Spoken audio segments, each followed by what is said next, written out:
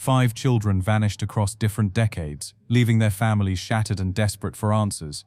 But years later, each shocking discovery would reveal the horrifying truth about why kids really disappear and change everything we thought we knew about missing children cases. Every 40 seconds in America, a child goes missing. Every single day, over 2,000 children are reported missing to law enforcement agencies across the country. That means by the time you finish watching this video, dozens of families will be living their worst nightmare, frantically searching for a son or daughter who simply vanished without a trace. But what happens when those children are found? What dark secrets emerge from the shadows when investigators finally piece together the truth behind their disappearance? Today, we are going to explore 5 real cases that span over 4 decades, each one revealing a different reason why children vanish, and each discovery more shocking than the last.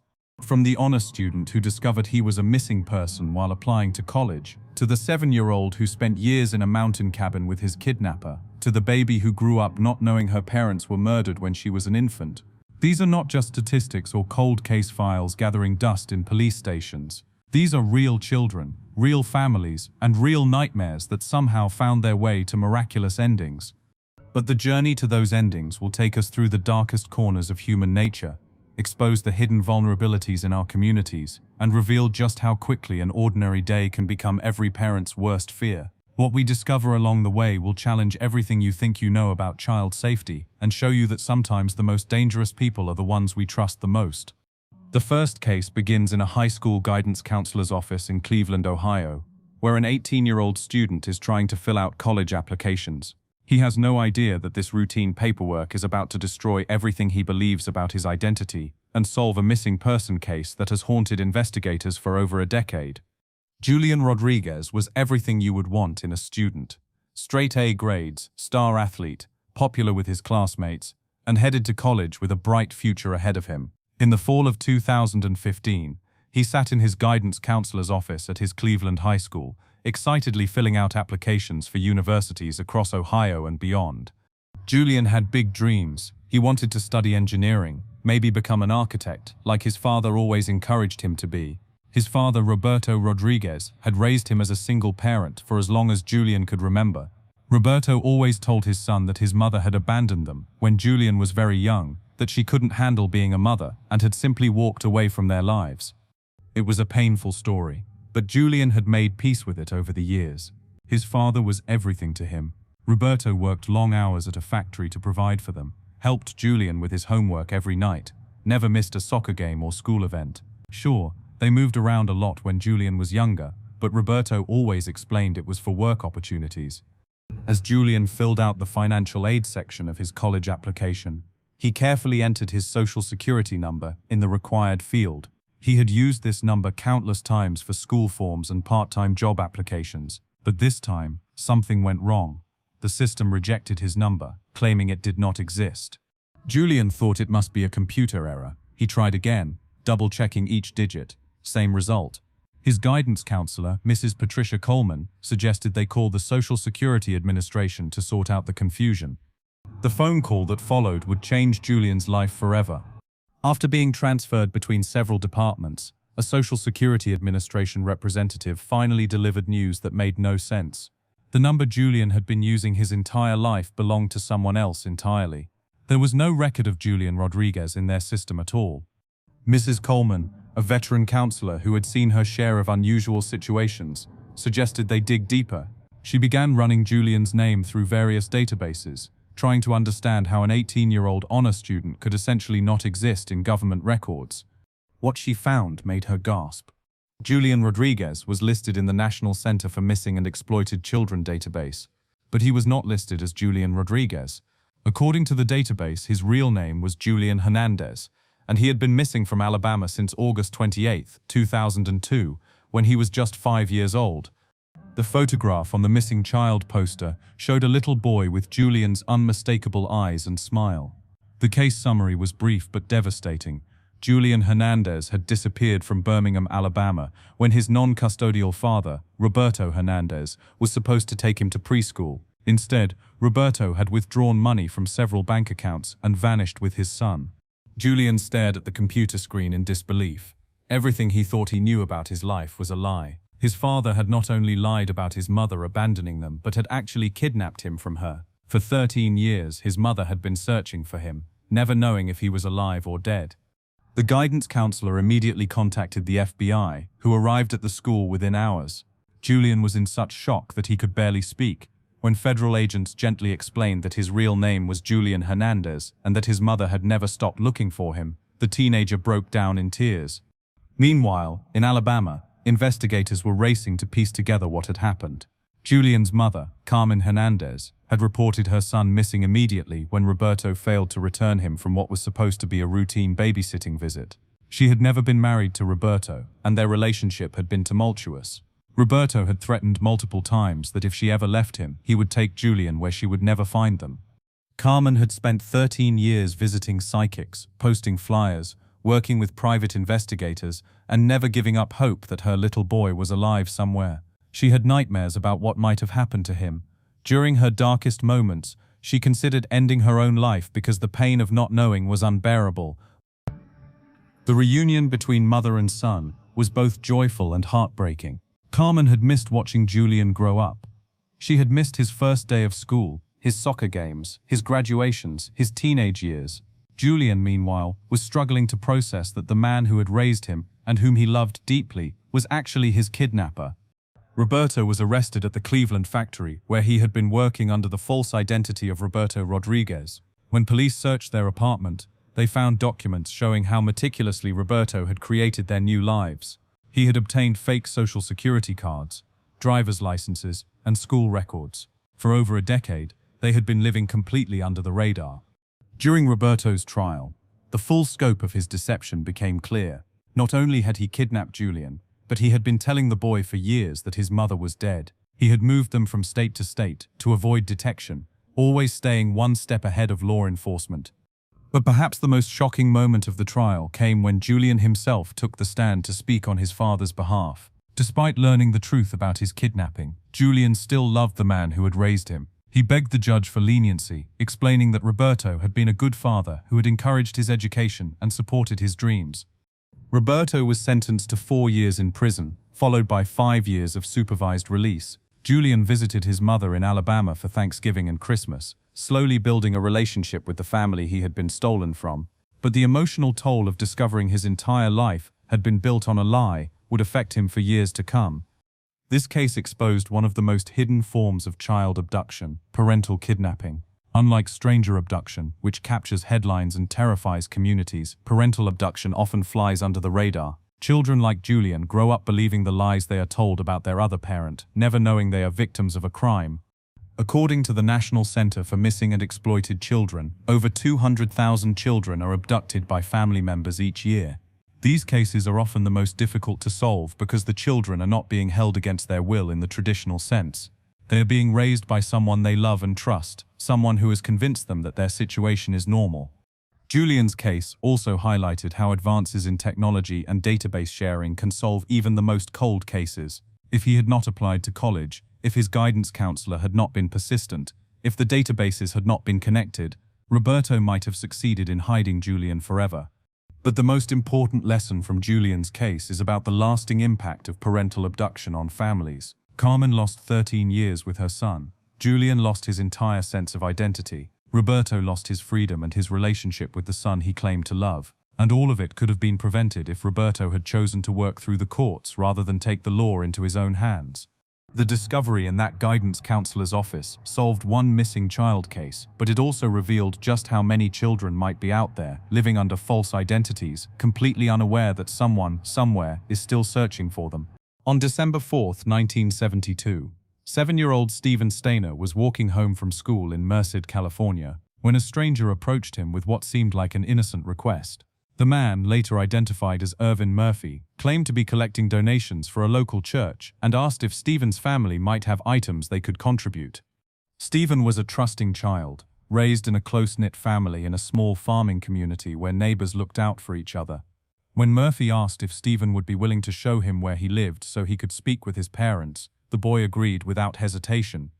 But Murphy was not working for any church. He was working for Kenneth Parnell, a convicted child molester who had spent months planning the perfect kidnapping. Parnell had convinced Murphy, a simple-minded man with developmental disabilities, that they were going to rescue a child from a bad home situation and raise him in a religious environment. As Stephen climbed into Parnell's white Buick, he had no idea he was about to disappear for 7 years. Parnell drove Stephen to a remote cabin in Cathy's Valley, 38 miles from Merced, but a world away from everything the boy knew. The cabin was isolated, surrounded by dense forest, with no neighbors for miles. Stephen's screams would never be heard by anyone who could help him. On the first night, Parnell began the psychological manipulation that would define Stephen's captivity. He told the boy that his parents could no longer afford to care for 5 children and had signed legal custody over to him. Stephen's real name was no longer Stephen Stainer, Parnell explained. From now on, he would be called Dennis Parnell, and this cabin would be his home. To a 7-year-old child, separated from everything familiar and terrified beyond comprehension, Parnell's lies became reality. Stephen had no way to verify what he was being told, no way to contact his family, no understanding of how to get help. Meanwhile, back in Merced, Stephen's parents had contacted police immediately when their son failed to come home from school. Delbert and Kay Stainer were frantic. Stephen was a responsible child who always came straight home. The entire community joined in searching for him, but there were no witnesses, no leads, no trace of where he might have gone.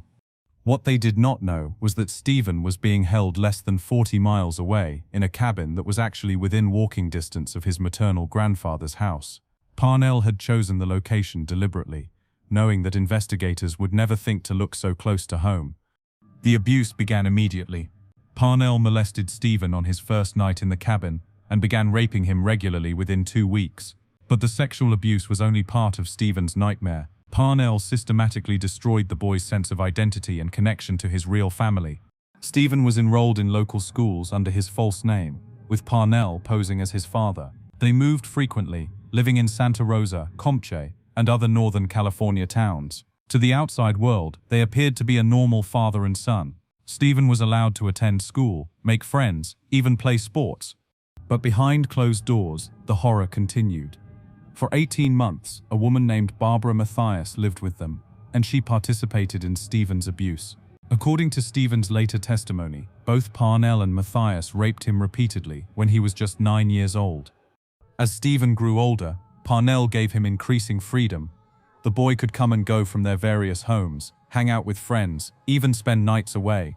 To outsiders, it seemed like Stephen was a normal teenager with a permissive father. But Stephen never attempted to escape or seek help. Years later, psychologists would explain that Stephen was suffering from a complex form of Stockholm syndrome. Parnell had become his entire world. The boy had been so young when he was taken that his memories of his real family grew fuzzy over time. Parnell had convinced him that his parents did not want him, and after years of isolation and abuse, Stephen believed it. There was another factor keeping Stephen trapped. Parnell had given him a dog, a Manchester Terrier that Stephen named Queenie. For a lonely, traumatized child, that dog became his emotional lifeline. Stephen could not bear the thought of leaving Queenie behind, and Parnell knew it. By 1980, Stephen was 14 years old and beginning to mature physically. Parnell, whose interest had always been in young children, started looking for a new victim. He enlisted Stephen to help him kidnap other children, but the teenager deliberately sabotaged these attempts. Stephen knew firsthand the horror that awaited any child Parnell captured, and he was determined to protect them. Frustrated by Stephen's failures as an accomplice, Parnell recruited a local teenager named Sean Porman to help with his next kidnapping. On February 14, 1980, they targeted 5-year-old Timothy White, who was playing outside his home in Ukiah, California. When Timothy refused to get in their car, Porman physically forced him inside. Parnell drove the terrified child back to the cabin where Stephen was waiting. For 2 weeks, Stephen watched as Parnell began the same grooming process he had experienced 8 years earlier. But something had changed in Stephen.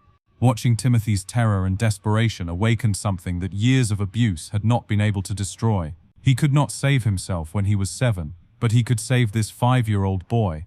On March 1, 1980, while Parnell was working his overnight security job, Stephen made the most courageous decision of his life. He woke up Timothy, told him they were going home, and led him out of the cabin. The 2 boys walked to the main road and hitchhiked 40 miles to Ukiah. Stephen had no money, no identification, and no clear plan beyond getting Timothy back to his family. When they reached Ukiah, Timothy was able to direct them to a babysitter's house, but no one was home. Stephen found a phone booth and looked up the address of the Ukiah police station. He walked Timothy to the station and told him to go inside and tell the officers who he was. But when they reached the door, Timothy got scared and ran back to Stephen.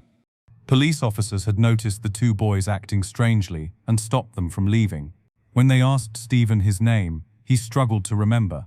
After years of being called Dennis Parnell, his real identity felt like a distant memory. "I know my first name is Stephen," he finally said. Within hours, both boys were reunited with their families. Stephen's parents had never stopped hoping, never stopped searching, never stopped believing their son might come home. But the 7-year-old boy they had lost was now a 14-year-old teenager who had experienced unspeakable trauma.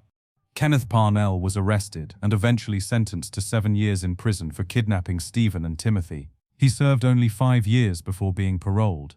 Shockingly, he was never charged with the sexual abuse he had inflicted on Stephen, because those crimes had occurred in different counties with different jurisdictions and statutes of limitations. Stephen's return to his family was not the happy ending that everyone hoped for. He struggled to readjust to a structured household after years of being allowed to do whatever he wanted. He had been permitted to drink alcohol and smoke cigarettes while living with Parnell, habits that were hard to break. The media attention was overwhelming. Stephen became a national hero, the brave teenager who had escaped his kidnapper and saved another child. But he just wanted to be normal. He dropped out of school, struggled with alcohol abuse, and had difficulty forming healthy relationships. In 1985, Stephen married Jodie Edmondson, and they had 2 children together. For a few years, it seemed like he might finally find peace. He worked at a pizza restaurant and used some of the money he received from a television movie about his story to buy a motorcycle. On September 16, 1989, Stephen was riding that motorcycle home from work when he was struck and killed by a drunk driver. He was just 24 years old. The man who had survived 7 years of captivity and had the courage to escape and save another child's life was killed by a senseless accident. At Stephen's funeral, 14-year-old Timothy White served as one of the pallbearers. The boy Stephen had saved grew up to become a Los Angeles County Sheriff's deputy, dedicating his life to protecting children just as Stephen had protected him. Stephen's case led to significant changes in California law, allowing for consecutive prison terms in child abduction cases and extending statutes of limitations for child sexual abuse. His story also highlighted the long-term psychological trauma that kidnapping victims endure even after they are rescued. But perhaps most importantly, Stephen's case showed the world that children can be hidden in plain sight for years. Stephen attended public schools, played with neighborhood children, and interacted with dozens of adults who never suspected he was a kidnapping victim. Parnell had convinced everyone that he was Stephen's father, and no one questioned it. The lesson from Stephen's case is not just about stranger danger, although that is certainly part of it. It is about the importance of teaching children that they can always come to trusted adults for help, no matter what they have been told. It is about recognizing the signs of abuse and trauma in children, and it is about the incredible resilience of the human spirit, embodied by a 14-year-old boy who chose to save another child even though he had never been able to save himself. Stephen Stayner's name is now engraved on statues in both Merced and Ukiah, standing alongside Timothy White, the boy he rescued. But his greatest legacy is not in stone or bronze. It is in the reminder that sometimes, in the darkest circumstances, ordinary people find the courage to do extraordinary things. On June 5, 2002, the Smart family was sleeping peacefully in their suburban Salt Lake City home when an intruder crept through their house in the middle of the night. 14-year-old Elizabeth Smart was awakened by a knife pressed to her throat and a voice whispering that if she made a sound, he would kill her and her family. The man standing over her bed was Brian David Mitchell, a drifter and self-proclaimed prophet who had worked briefly as a handyman for the Smart family just months earlier. Elizabeth's father, Ed Smart, had hired Mitchell to do some roof work and had even given him food and clothing, trying to help a man who appeared to be down on his luck. But Mitchell had not forgotten about the Smart family, particularly their beautiful teenage daughter. He had spent weeks planning this abduction, studying the family's routines, figuring out how to get into their house undetected, and preparing a campsite in the mountains where he could hold Elizabeth captive. Mitchell forced Elizabeth to put on shoes and a robe, then led her out of the house at knife point. Her 9-year-old sister Mary Catherine was awake in the bed next to her, but pretended to sleep, terrified that the intruder would hurt her too if she moved. It would be hours before Mary Catherine worked up the courage to wake her parents and tell them what she had witnessed. By the time police arrived at the smart home, Elizabeth was already miles away, being dragged up a mountainside trail in the darkness. Mitchell took her to a crude campsite he had prepared in the foothills above Salt Lake City, where his wife Wanda Barzee was waiting. What happened next was a nightmare beyond anything Elizabeth could have imagined. Mitchell, who claimed to be a prophet receiving revelations from God, performed what he called a marriage ceremony between himself and Elizabeth. He then raped the 14-year-old girl while his wife watched. This would become Elizabeth's daily reality for the next 9 months. Mitchell raped her repeatedly, sometimes multiple times per day. He kept her chained to a tree when he was not with her, and threatened to kill her family if she tried to escape. He forced her to drink alcohol and take drugs to keep her compliant. But perhaps the most insidious part of Elizabeth's captivity was the psychological manipulation. Mitchell convinced Elizabeth that her family would not want her back after what had happened to her. He told her that she was now damaged goods, that no one would believe her story, that she would bring shame on her family if she returned. This is a common tactic used by kidnappers and sexual predators. By convincing their victims that they are somehow complicit in their own abuse, predators create a psychological prison that can be even stronger than physical restraints. Meanwhile, Elizabeth's disappearance had triggered one of the largest search efforts in Utah history. Thousands of volunteers combed the mountains around Salt Lake City. The FBI brought in profilers and behavioral analysts. The case received national media attention, with Elizabeth's photograph appearing on missing person posters across the country. But Elizabeth was being held less than 20 miles from her home, close enough that she could sometimes hear the search helicopters flying overhead. Mitchell moved the camp several times to avoid detection, and he forced Elizabeth to wear disguises when they ventured into public. The breakthrough in the case came from an unexpected source: Elizabeth's little sister Mary Catherine. For months she had been haunted by the voice of the man who had taken her sister. She knew she had heard that voice before, but she could not place it. Then, in October of 2002, Mary Catherine suddenly remembered. She told her parents that the kidnapper's voice sounded like Emmanuel, the name that Mitchell had used when he worked for their family. She had been only 8 years old at the time and had not made the connection earlier. Police immediately began searching for Brian David Mitchell, but he had essentially vanished. What they did not know was that Mitchell had moved Elizabeth from the mountain campsite to San Diego, California, where they were living on the streets and in makeshift camps.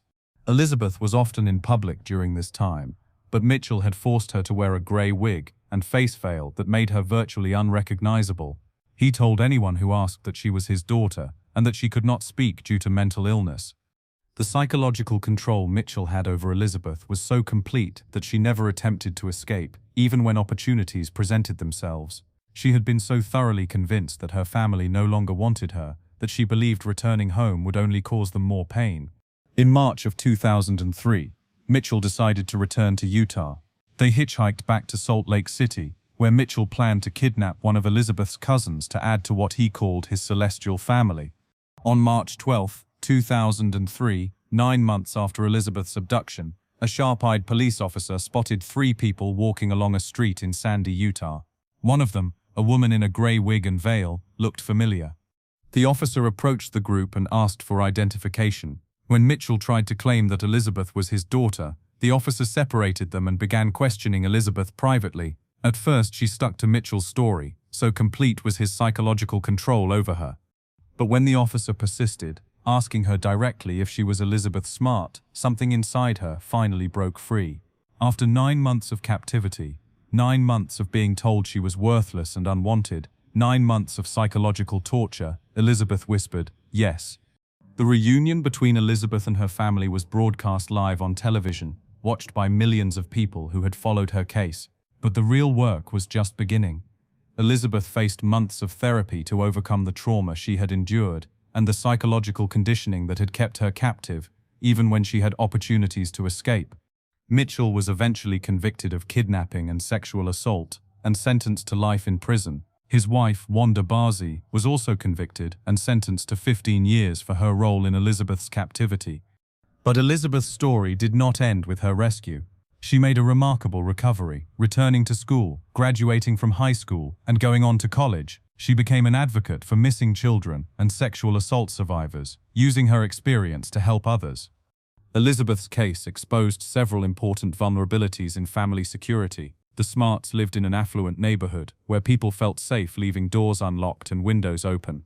They had hired Mitchell without conducting a thorough background check, not knowing about his history of mental illness and religious extremism. The case also highlighted how predators can hide in plain sight.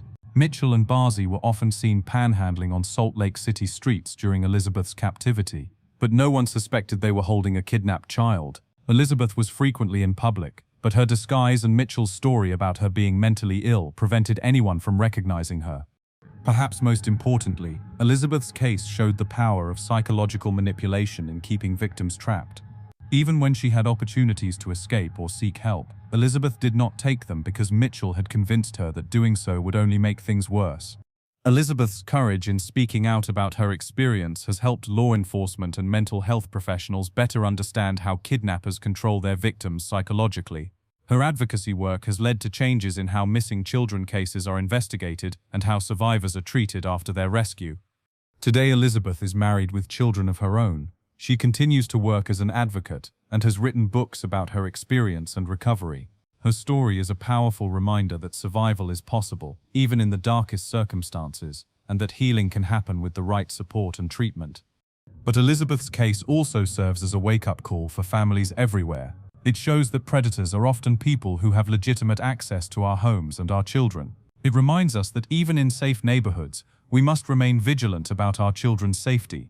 And it demonstrates that the most important thing we can teach our children is that they are always loved and always wanted, no matter what happens to them. On June 10, 1991, 11-year-old Jaycee Dugard was walking to her school bus stop in Myers, California, when a gray sedan pulled up beside her. Two people jumped out of the car, a man and a woman who would become her captors for the next 18 years. Philip Garrido, a registered sex offender with a history of kidnapping and rape, shot Jaycee with a stun gun and dragged her unconscious body into the car. His wife Nancy Garrido was the driver who sped away as Jaycee's stepfather watched helplessly from his car, unable to catch up or get a clear view of the license plate. Jaycee was taken to the Garridos' home in Antioch, California, where she was imprisoned in a series of sheds and tents hidden behind the main house. The backyard compound was concealed by tall fences and dense vegetation, creating a secret world that none of the neighbors could see. What happened to Jaycee during her 18 years of captivity was a horror beyond imagination. Philip Garrido raped her repeatedly, starting when she was just 11 years old. He used threats, violence, and psychological manipulation to control her, telling her that her family did not want her back and that the outside world was dangerous. When Jaycee was 13, she became pregnant with Garrido's child. She gave birth to a daughter in the backyard compound, with no medical assistance except what Nancy Garrido could provide. Jaycee was just a child herself, forced to become a mother under the most traumatic circumstances possible. 3 years later, when Jaycee was 16, she gave birth to a second daughter, also fathered by Garrido. These two little girls would grow up knowing no world outside the hidden compound, believing that Philip was their father and that their living situation was normal. For 18 years, Jaycee and her daughters lived in a nightmare that was invisible to the outside world. The compound was equipped with electricity that Garrido had illegally tapped from the main house, but there was no running water or proper sanitation. They lived in tents and sheds that were stifling in summer and freezing in winter. Garrido, who suffered from severe mental illness and drug addiction, claimed to be receiving visions from God. He forced Jaycee to participate in his bizarre religious rituals and convinced her that she was part of a divine plan. Over time, the psychological manipulation became so complete that Jaycee began to identify with her captors, a survival mechanism known as Stockholm Syndrome. Meanwhile, Jaycee's family never stopped searching for her. Her mother, Terry Probyn, became a tireless advocate for missing children, appearing on television shows and working with law enforcement agencies across the country. She held annual vigils on the anniversary of Jaycee's disappearance and never lost hope that her daughter might still be alive. The investigation into Jaycee's kidnapping was one of the most extensive in California history. FBI agents followed thousands of leads, interviewed hundreds of suspects, and searched vast areas of wilderness, but they never found a trace of Jaycee or her kidnappers.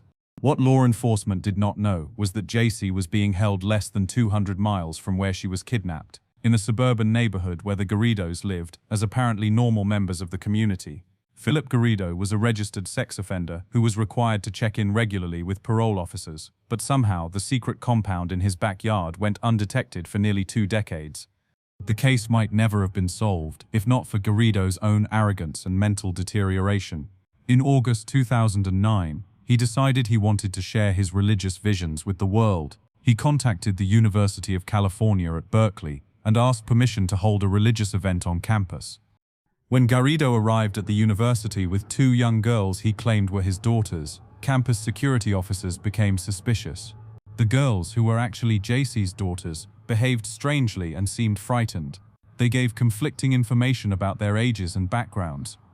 Security officers ran a background check on Garrido and discovered he was a registered sex offender with a history of kidnapping. They also found that according to official records, he had no children. This contradiction prompted them to contact his parole officer and demand a more thorough investigation. On August 26, 2009, parole officers arrived at the Garrido home for what Philip thought would be a routine visit, but this time they insisted on searching the entire property, including the backyard that had been off-limits for years. When officers discovered the hidden compound, they found Jaycee and her 2 daughters living in conditions that defied belief. Jaycee, now 29 years old, had spent more than half her life in captivity. Her daughters, ages 11 and 15, had never been to school, never received medical care, and had no official records of their existence. The moment of Jaycee's identification was both miraculous and heartbreaking. When officers asked her to state her name, she struggled to remember her real identity after years of being forced to use false names. But when she finally whispered Jaycee Lee Dugard, investigators knew they had solved one of California's most notorious missing person cases. The reunion between Jaycee and her mother was emotional beyond words. Terry Probin had never stopped believing her daughter was alive, but she was not prepared for the extent of Jaycee's transformation. The 11-year-old girl who had been kidnapped was now a 29-year-old woman with 2 children of her own. Philip Garrido was sentenced to 431 years in prison after pleading guilty to kidnapping and sexual assault. Nancy Garrido received 36 years to life for her role in Jaycee's captivity. Both will likely spend the rest of their lives behind bars. But the legal resolution of the case was only the beginning of Jaycee's real journey. After 18 years of isolation and abuse, she faced the enormous challenge of reintegrating into a world that had changed dramatically since 1991. Technology, culture, and society had evolved in ways that Jaycee could barely comprehend. Her daughters faced their own unique challenges. They had to learn that the man they thought was their father was actually their captor. They had to adjust to living in normal houses with running water and electricity. They had to begin their education, starting with basic skills that most children learn in preschool. Jaycee's case exposed serious flaws in the parole system that allowed Garrido to hide his crimes for so long. Despite being a registered sex offender with a history of violent crimes, he was able to construct an elaborate secret compound without detection. Parole officers had visited his home regularly, but never searched the backyard where Jaycee was being held. The case also highlighted how predators can hide in plain sight within suburban communities. The Garridos' neighbors had no idea what was happening in the backyard compound. Some had noticed strange activity over the years, like children's voices coming from the backyard, but they assumed the Garridos had grandchildren visiting. Perhaps most importantly, Jaycee's case demonstrated the incredible resilience of the human spirit. Despite suffering unimaginable trauma, Jaycee found the strength not only to survive but to protect her daughters and eventually rebuild her life. She has written books about her experience, established a foundation to help other trauma survivors, and become an advocate for victims' rights. Jaycee's survival strategy during her captivity involved creating a mental separation between her past and present. She taught herself to focus only on getting through each day, protecting her daughters, and finding small moments of joy, even in the darkest circumstances. This psychological compartmentalization, while necessary for survival, made her recovery more complicated but ultimately possible. Today, Jaycee lives quietly with her daughters, who are now young adults building their own lives. She continues her advocacy work while maintaining her privacy and focusing on healing. Her story serves as both a warning about the dangers that exist in our communities and an inspiration about the power of hope and human resilience. The lesson from Jaycee's case is not just about the importance of thorough background checks and proper supervision of sex offenders, although those are certainly crucial. It is about the need for communities to remain vigilant and to trust their instincts when something seems wrong. It is about the importance of never giving up hope, even when a case seems hopeless. And it is about the remarkable capacity of survivors to heal and find meaning in their experiences, no matter how devastating those experiences might be. In 1980, a young couple named Harold and Tina Klaus disappeared from Texas with their infant daughter, leaving behind a mystery that would take over 4 decades to solve. What happened to baby Holly Klaus would become one of the most remarkable missing person cases in American history, involving murder, religious cults, and a woman who grew up never knowing her true identity. Harold Dean Klaus Jr. was 21 years old, and Tina Gail Lynn Klaus was just 17 when they moved from New Smyrna Beach, Florida, to the Dallas suburb of Lewisville, Texas, in early 1980. They were young, in love, and excited about starting their new life together with their baby daughter Holly, who was just a few months old. But sometime in early 1980, the small family vanished without a trace. Harold's family in Florida became worried when they stopped receiving letters and phone calls. The young couple had been in regular contact with their relatives, sharing updates about their new life in Texas and sending pictures of baby Holly. When family members traveled to Texas to check on them, they found the couple's apartment abandoned. Their belongings were still there, but Harold, Tina, and baby Holly were nowhere to be found. There were no signs of struggle, no indication of where they might have gone, and no clues about what had happened to them. Harold's family contacted the Lewisville Police Department, but without evidence of foul play, there was little investigators could do. Adults have the right to disappear if they choose to, police explained, and perhaps the young couple had simply decided to start over somewhere else without telling their families. But Harold's family knew better. Harold was close to his relatives and would never have disappeared without explanation. Something terrible had happened to the young family, but proving it would be nearly impossible without more evidence. In 1981, a year after the Klaus family disappeared, 2 bodies were discovered in a wooded area of Harris County, near Houston. A male victim had been beaten to death, and a female victim had been strangled. Both bodies were severely decomposed, making identification difficult with the forensic technology available at the time. The victims were entered into databases as John and Jane Doe, and investigators spent years trying to identify them. They followed dozens of leads, compared dental records, and checked missing person reports, but were unable to determine who the victims were or what had happened to them. For 40 years, the case remained unsolved. Harold's family never stopped wondering what had happened to him, Tina, and baby Holly. They held out hope that maybe the young family had somehow survived and was living somewhere under new identities. But as the years passed, that hope began to fade.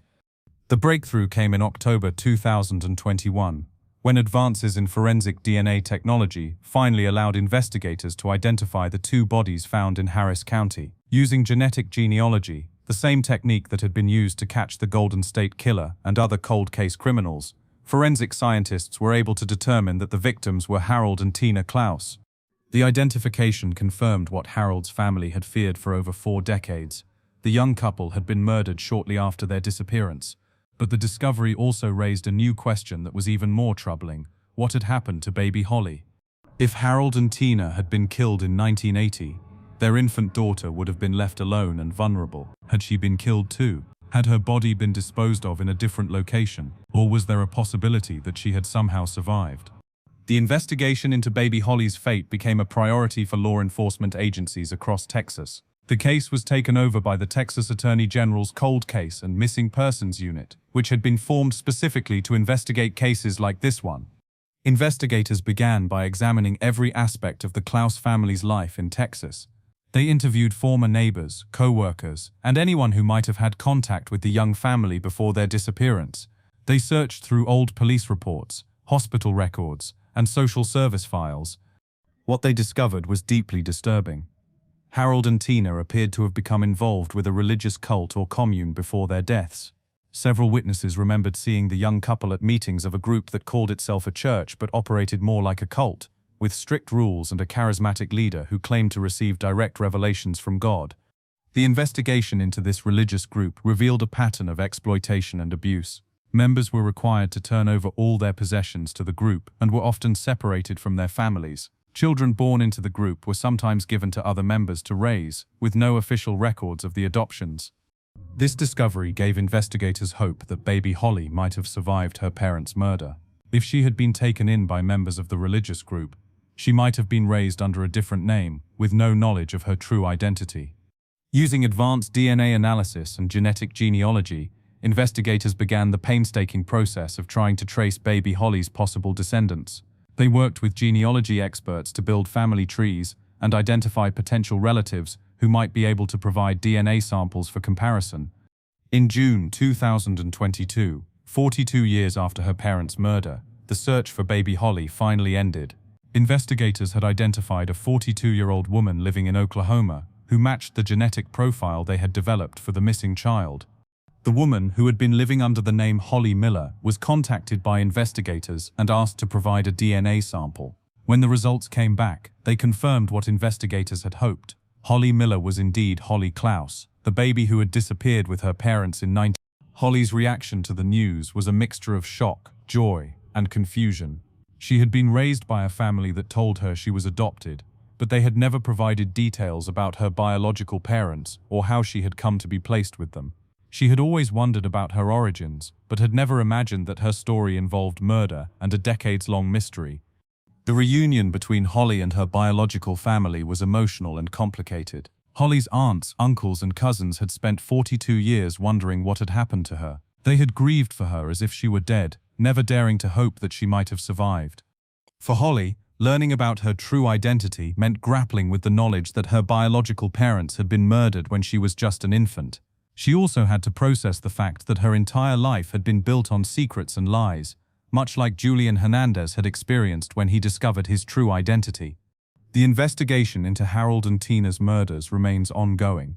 Investigators believe that members of the religious group were responsible for their deaths, possibly because the young couple had tried to leave the organization or had refused to give up baby Holly. Several members of the group have been identified and interviewed, but so far no arrests have been made.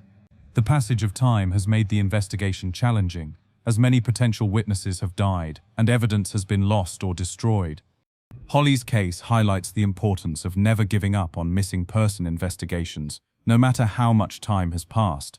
Advances in DNA technology and genetic genealogy have made it possible to solve cases that seemed hopeless just a few years ago. The case also demonstrates how children can survive even the most traumatic circumstances and build meaningful lives despite not knowing their true origins. Holly grew up to become a successful professional with a family of her own. She was loved and cared for by the people who raised her, even though the circumstances of how she came to be with them remain unclear. But perhaps most importantly, Holly's case shows the enduring power of family bonds.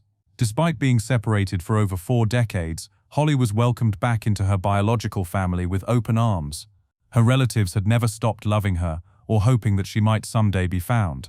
Today, Holly is building relationships with her biological family while maintaining connections with the people who raised her. She is working with investigators to piece together the truth about what happened to her parents and how she survived their murder. Holly's story is a reminder that even in the darkest circumstances, hope can survive. Her parents may have been taken from her, but their love and the love of the family that searched for her never died. After 42 years, baby Holly finally came home. In 2005, 14-year-old Zhao Yun vanished from her hometown of Hengdian in China's Zhejiang province after having a heated argument with her mother about her school grades. Unlike the dramatic kidnappings and family abductions we have examined, Zhao Yun's disappearance would reveal a completely different reason why children vanish in the modern digital age. Zhao Yun was a typical teenager struggling with the pressures of academic achievement that are common in Chinese society. Her parents had high expectations for her performance in school, and when she brought home disappointing test scores, the confrontation that followed would change the course of her life.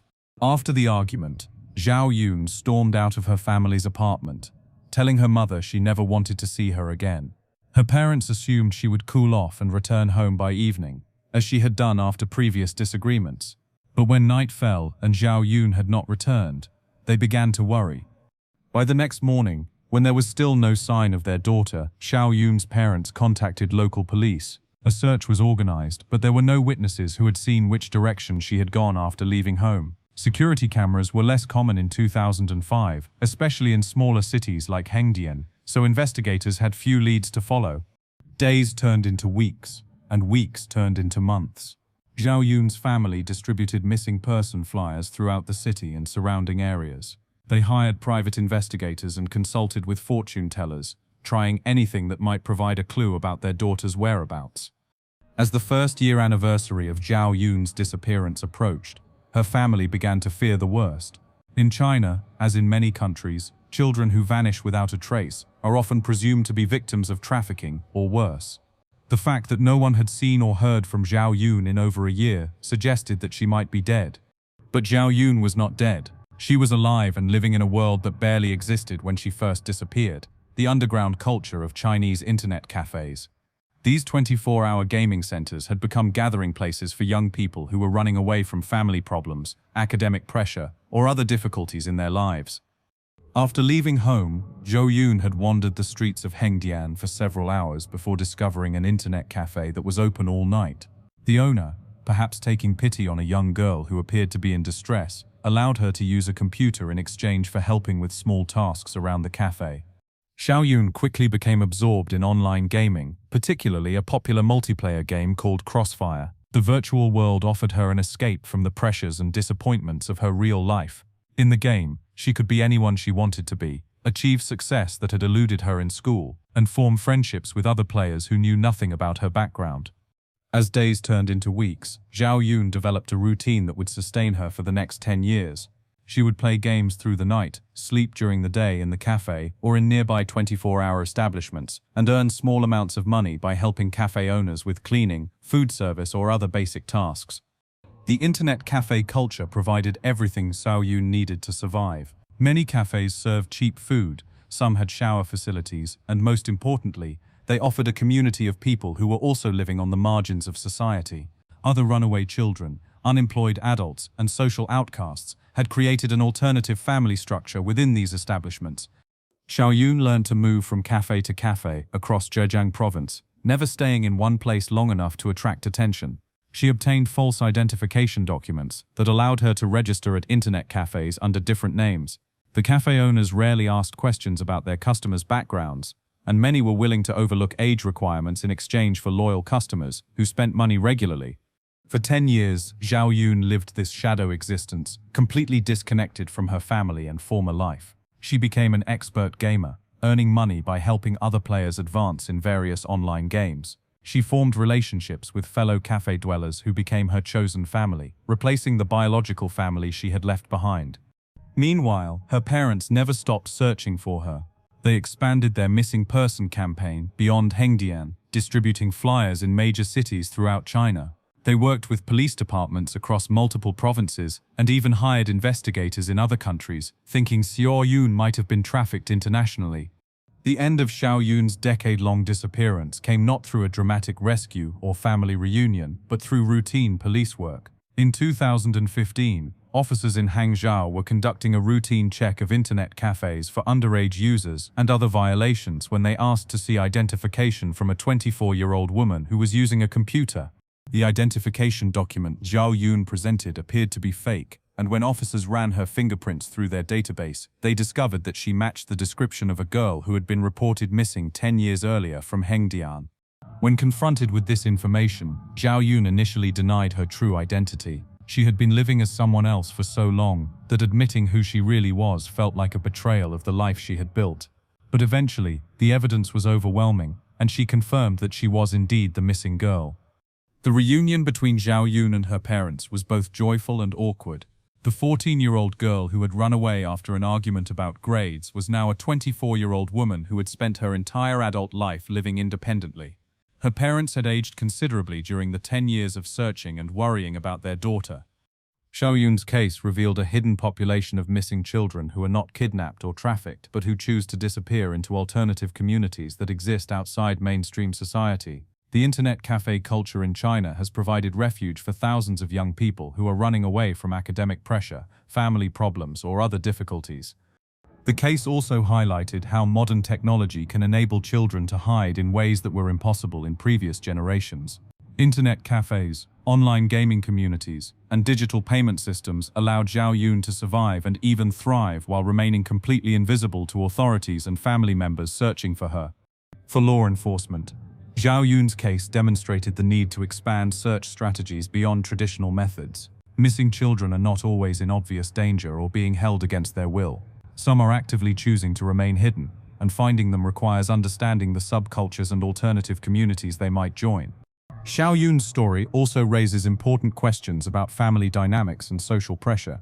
Her initial decision to run away was triggered by academic expectations that felt overwhelming to a 14-year-old girl. The fact that she chose to remain hidden for 10 years suggests that the problems she was running from were more serious than a simple argument about grades. Today, Xiao Yun is rebuilding her relationship with her parents while trying to integrate into mainstream society after a decade of living on the margins. She has struggled to find employment due to her lack of formal education and work history, and she continues to feel more comfortable in the online gaming communities that sustained her during her years of hiding. Her case has prompted changes in how Chinese authorities approach missing children investigations, with greater attention paid to internet cafes and online communities where runaway children might be hiding. It has also led to discussions about the academic and social pressures that drive some children to such extreme measures to escape their circumstances. Xiao Yun's disappearance and eventual discovery serve as a reminder that children vanish for many different reasons, and that finding them sometimes requires thinking beyond conventional search methods. It also demonstrates the importance of addressing the underlying problems that cause children to run away in the first place, rather than simply focusing on bringing them home. As we examine these 5 remarkable cases, spanning 4 decades, certain patterns begin to emerge that reveal the complex reasons why children vanish and the factors that determine whether they are ever found. From Julian's parental kidnapping to Stephen's stranger abduction, from Elizabeth's bedroom invasion to Jaycee's 18-year captivity, from baby Holly's survival of her parents' murder to Xiao Yunan's digital age disappearance, each case teaches us something crucial about child safety and family protection. The first common thread is the vulnerability of trust. In almost every case, the perpetrators exploited existing relationships or created false ones to gain access to their victims. Julian's father used his parental authority to kidnap his own son. Stephen was approached by someone claiming to represent a church, an institution that families naturally trust. Elizabeth was taken by a man her family had tried to help through charity. Jaycee was grabbed by strangers, but Philip Garrido was able to hide her for 18 years by appearing to be a normal suburban resident. Even Xiao Yun's disappearance was enabled by internet cafe owners, who were willing to help a runaway child without asking difficult questions.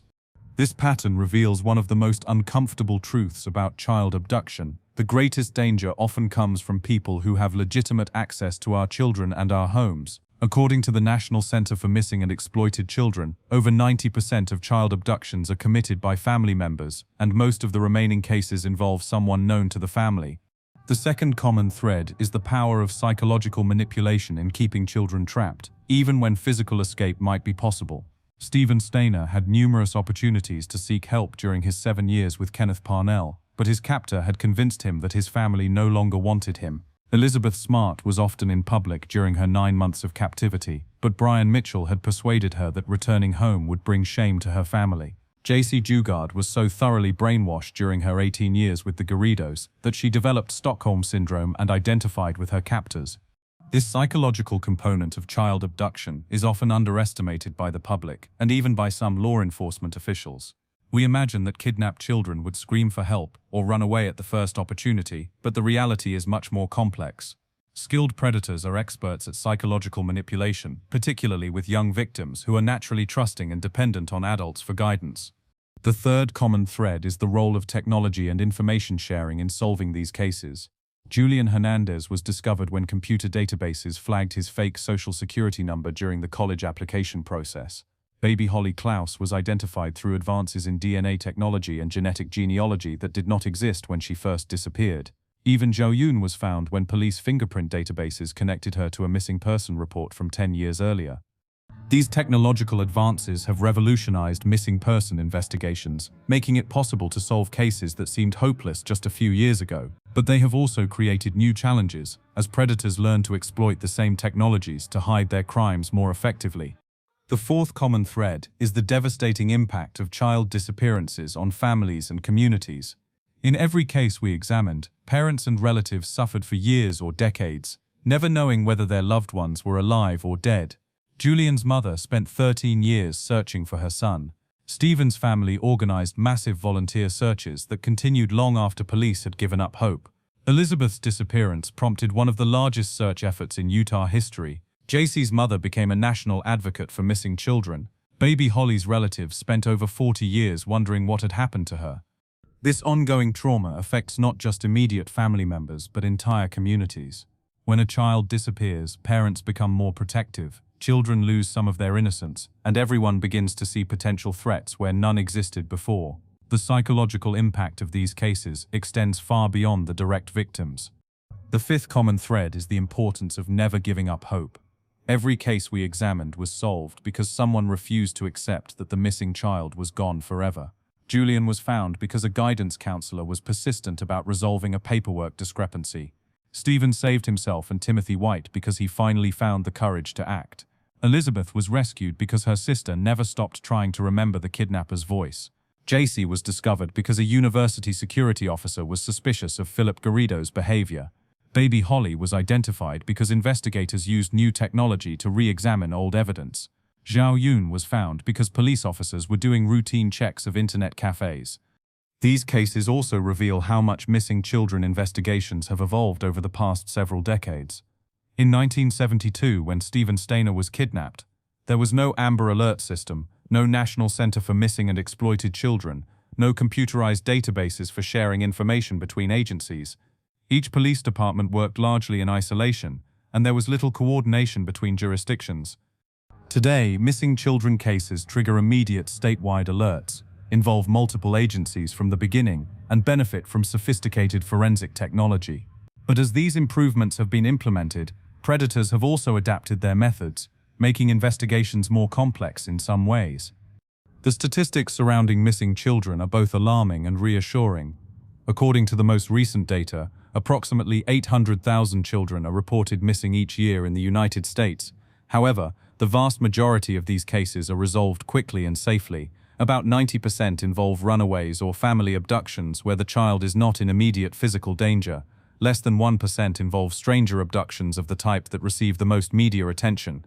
But these statistics can be misleading because they do not account for children who disappear and are never reported missing, or cases where families do not have access to law enforcement resources. They also do not reflect the psychological trauma that affects all missing children, regardless of the circumstances of their disappearance. The most important lesson from these cases is that prevention is always preferable to investigation. While law enforcement has become much more effective at finding missing children, the trauma of abduction affects victims for the rest of their lives. Stephen Stainer struggled with substance abuse and died young. Elizabeth Smart required years of therapy to overcome her psychological conditioning. Jaycee Dugard faced enormous challenges reintegrating into society. Even Julian Hernandez, who was never physically abused, had to rebuild his entire sense of identity. This means that families, schools, and communities must work together to create environments where children are protected without being paralyzed by fear. We must teach children about personal safety while allowing them to develop the independence they need to become healthy adults. We must implement security measures that are effective without turning our homes and schools into fortresses. And we must remain vigilant about potential threats while avoiding the paranoia that can destroy the trust and openness that make communities strong. The moment of rescue or discovery is often portrayed as the end of the story in missing children cases. But for the survivors and their families, it is really just the beginning of a long journey toward healing and recovery. Each of the cases we have examined demonstrates that finding a missing child is only the first step in addressing the complex trauma that results from abduction and separation. Stephen Stainer's return to his family after 7 years of captivity illustrates the challenges that many survivors face. Despite being hailed as a hero for escaping and saving Timothy White, Stephen struggled to readjust to normal life. He had been allowed to drink alcohol and smoke cigarettes while living with Kenneth Parnell, habits that were difficult to break as a teenager. He had missed years of normal social development and education, making it hard to relate to peers his own age. Perhaps most significantly, Stephen had to grapple with complex feelings about his captor. While Parnell had abused him terribly, he had also been the primary adult figure in Stephen's life for 7 formative years. This created a psychological bond that made recovery more difficult, as Stephen felt guilty about both loving and hating the man who had destroyed his childhood. Elizabeth Smart's recovery process was complicated by the religious extremism that had been used to justify her abuse. Brian Mitchell had claimed that his actions were commanded by God, and he had forced Elizabeth to participate in bizarre religious rituals. This made it difficult for Elizabeth to maintain her own faith, which had been an important source of strength for her family during her captivity. Elizabeth has spoken openly about the importance of therapy in helping her process her trauma and develop healthy coping mechanisms. She has also emphasized the role that her family's unconditional love and support played in her recovery. The fact that her parents never blamed her for what happened and never made her feel damaged or different was crucial to her ability to heal. Jaycee Dugard faced perhaps the most complex recovery of all the survivors we have examined. After 18 years of captivity, she had to learn how to live in a world that had changed dramatically since 1991. Technology, popular culture, and social norms had evolved in ways that Jaycee could barely comprehend. More challenging still, Jaycee had to help her two daughters adjust to freedom while dealing with her own trauma. The girls had been born in captivity and had no understanding of normal family relationships or social interactions. They had to learn basic life skills that most children acquire naturally through everyday experiences. Jaycee has written extensively about her recovery process, describing it as a series of small steps rather than dramatic breakthroughs. Learning to make decisions for herself after years of having every aspect of her life controlled was particularly difficult. Simple choices like what to eat for breakfast or what clothes to wear could feel overwhelming. Julian Hernandez faced a different type of recovery challenge. Unlike the other survivors, he had not been physically abused or held in obvious captivity. Instead, his trauma centered around the destruction of his identity and the realization that his entire life had been built on lies. Julian had to reconcile his love for the man who had raised him with the knowledge that Roberto had committed a terrible crime. He also had to build relationships with biological family members he did not remember while maintaining connections with friends and teachers who had known him under his false identity. Baby Holly Klaus experienced yet another variation of recovery trauma. Learning that her biological parents had been murdered when she was an infant forced her to grieve for people she had never known, while questioning everything she had been told about her origins. The fact that she had lived a relatively normal life made her recovery less dramatic but no less emotionally complex. These cases have contributed to significant advances in how mental health professionals approach trauma recovery for abduction survivors. Traditional therapy techniques that work well for other types of trauma are often inadequate for addressing the unique psychological damage caused by long-term captivity and manipulation. Specialized treatment programs now focus on helping survivors rebuild their sense of identity and autonomy while processing their traumatic experiences. This often involves years of therapy, support groups with other survivors, and carefully managed reintegration into normal social relationships. The families of missing children also require extensive support and counseling. Parents who have spent years or decades searching for a missing child often suffer from depression, anxiety, and post-traumatic stress disorder. Siblings may feel guilty for moving on with their lives while their brother or sister remained missing. Extended family members and friends struggle with how to provide support without overwhelming survivors with attention and expectations. Perhaps most importantly, these cases have led to changes in how society views and treats abduction survivors. There is now greater recognition that recovery is a long-term process that requires patience and understanding from everyone involved. Survivors are no longer expected to simply return to normal life as if nothing happened. The legal system has also evolved to better address the unique needs of child abduction cases. Victim advocacy programs now provide specialized support for survivors and their families throughout the investigation and prosecution process. Laws have been changed to extend statutes of limitations for child sexual abuse, recognizing that survivors often need years or decades before they are ready to seek justice. Educational institutions have implemented programs to help children who have missed years of schooling due to abduction. These programs recognize that survivors may need individualized approaches to learning that account for their traumatic experiences and developmental delays. Despite the challenges involved in recovery, the cases we have examined also demonstrate the remarkable resilience of the human spirit. Stephen Stainer found the courage to save another child despite his own trauma. Elizabeth Smart became a powerful advocate for other survivors. Jaycee Dugard used her experience to help other trauma victims. Julian Hernandez successfully completed his education and built a career. Baby Holly embraced her biological family while maintaining relationships with those who had raised her. These survivors have shown that it is possible not just to recover from horrific experiences, but to find meaning and purpose in their suffering. Their advocacy work has led to changes in laws, policies, and procedures that protect other children. Their courage in speaking publicly about their experiences has helped other survivors feel less alone and more hopeful about their own recovery.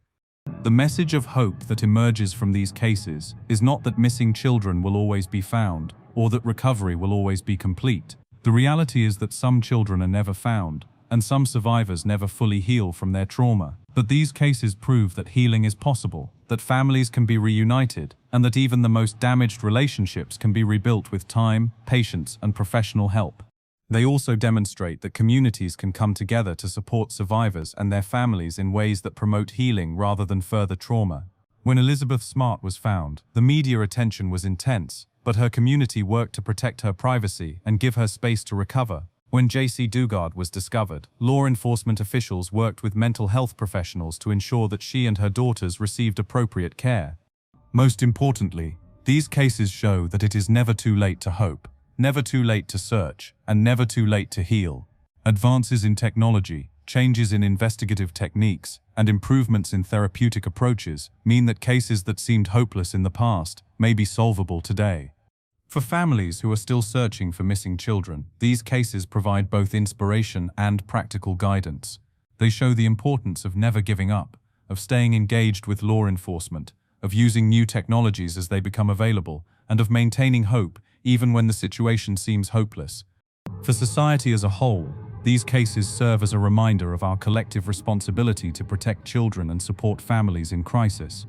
They challenge us to create communities where children can be safe without being afraid, where families can trust their neighbors without being naive, and where survivors can heal without being defined by their trauma. The aftermath of child abduction affects not just the immediate victims and their families, but entire communities and even society as a whole. How we respond to these cases, how we support survivors, and how we work to prevent future abductions will determine whether the lessons learned from these tragedies lead to positive changes that protect other children. The 5 cases we have explored today span 4 decades and reveal the complex, often shocking reasons why children vanish without a trace. From Julian's discovery that he was a missing person while applying to college, to Stephen's courageous escape from his mountain cabin prison, from Elizabeth's survival of 9 months of psychological torture, to Jaycee's 18 years of hidden captivity, from baby Holly's miraculous identification after 42 years, to Zhao Yun's decade-long digital disappearance, each case has shown us a different facet of this heartbreaking phenomenon. These are not just statistics or case studies.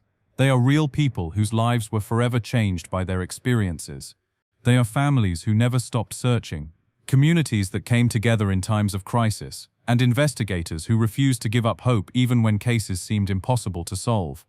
What makes these cases truly remarkable is not just that these children were found, but how their discoveries have changed our understanding of child abduction and influenced the ways we protect our families and communities. Julian's case exposed the hidden epidemic of parental kidnapping. Stephen's escape led to changes in California law and improved protection for child victims. Elizabeth's survival taught us about the psychological manipulation tactics used by predators. Jaycee's discovery revealed serious flaws in the parole system. Baby Holly's identification demonstrated the power of new forensic technology. Zhao Yun's case showed us how children can disappear into digital subcultures we never knew existed.